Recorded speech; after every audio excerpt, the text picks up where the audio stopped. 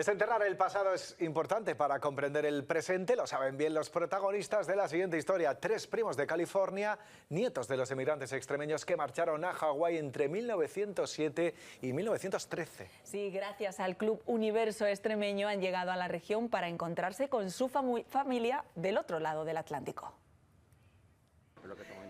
Donna, Antoniette y John son estadounidenses de San Francisco y han llegado a Extremadura buscando sus raíces, la tierra de sus abuelos. Estamos aquí a encontrar el pasado, los vínculos con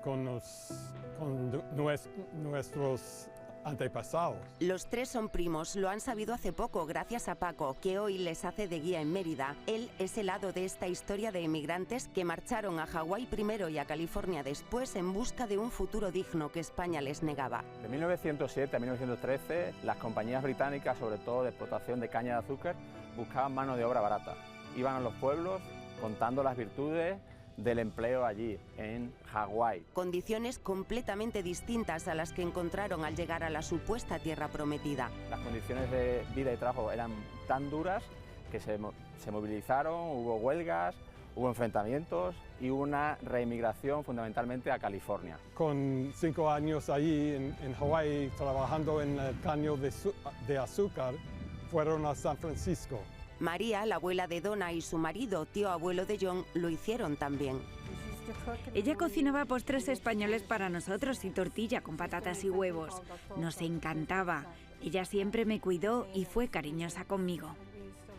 Gracias al proyecto que el Club Universo Extremeño comenzó en 2021, descubrieron que compartían lazos de sangre, ese hilo rojo, mitad español, mitad americano, que les ha traído hasta aquí para conocer a su familia emeritense. Que vinieron desde California para poderte ver. Un círculo que se cierra con broche de oro, literalmente. Al salir del teatro, en la tienda de regalos, Donna se emocionó al fijarse en este colgante.